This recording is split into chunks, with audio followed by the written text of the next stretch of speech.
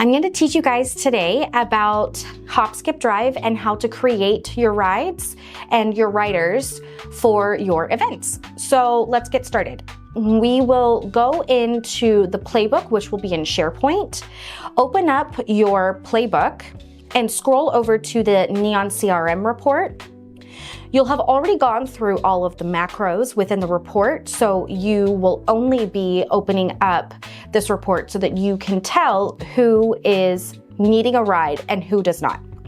So on this first part, where it says pickup scheduled, we're going to say no ride needed, because under the column right next to it, transportation, it says no thank you. So we'll put no ride needed. And the same thing for the drop-off scheduled. Down here we have another one, no ride needed. However, these people in the center do need a ride. And we are going to press not yet for both pickup and drop-off. Okay, you'll want to filter out this report for anyone who says not yet, and then go into your Ride IQ, log in. The login information will be on your account's password spreadsheet in SharePoint. So please open that up and open your rides. And on this first page, we're going to say create a ride. We are going to create a new ride for our next event. It'll be 30 March 1st of 2025. We're gonna add a rider. This person's name is Reese Gonzalez. And you'll click create a new rider. You'll go through all of the categories. It'll be an enrichment program, so you'll press next. And all of them will be must be met at drop-off. And if the child is under the age of 6, they will need a booster. So you will also select needs a booster, but this person does not need one. We're gonna create a code word, which is always the parent's first name. And then this will be the name of the parent. All of this information should be found on your Neon CRM report in your playbook.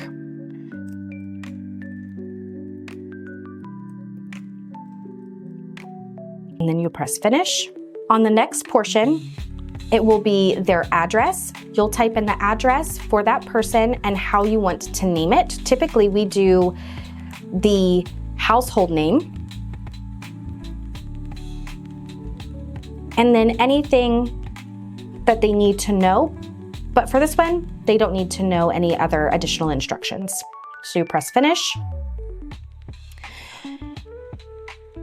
Instead of doing the pickup route, we'll do the drop-off route.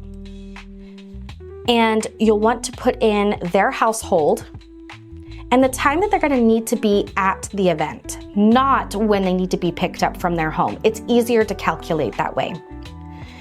So for dropping off all riders, we're going to say they need to be dropped off at the event by 10 a.m. And we are going to type in the address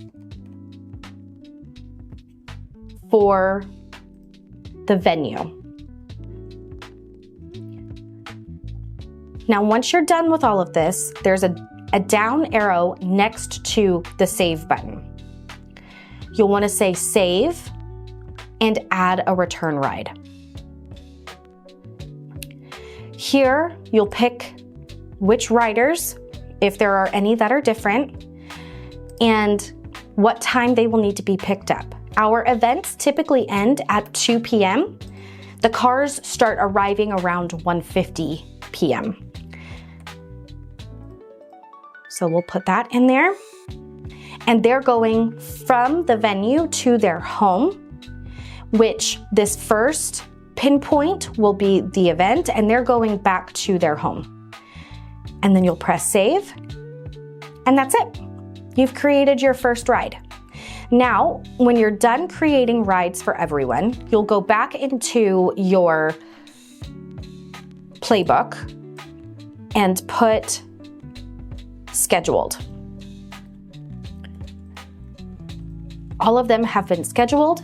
These people now need a text message sent to them from the system. So what we're gonna do is we're gonna go into our Neon CRM,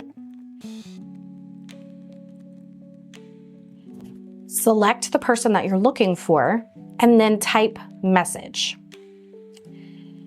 You'll put information in here from your planner. You'll find the task that says, send a text to each parent who requested a ride with their driver details. If you open this up under the details, it has a template of what you need to write in here. You'll go back into the Neon CRM message, paste, and then when you get the car information, the time that they will be leaving, the driver, the car type and color, and the license plate, you'll add that information into the system and you'll send that message. And then you need to wait for their reply as well. And that's it.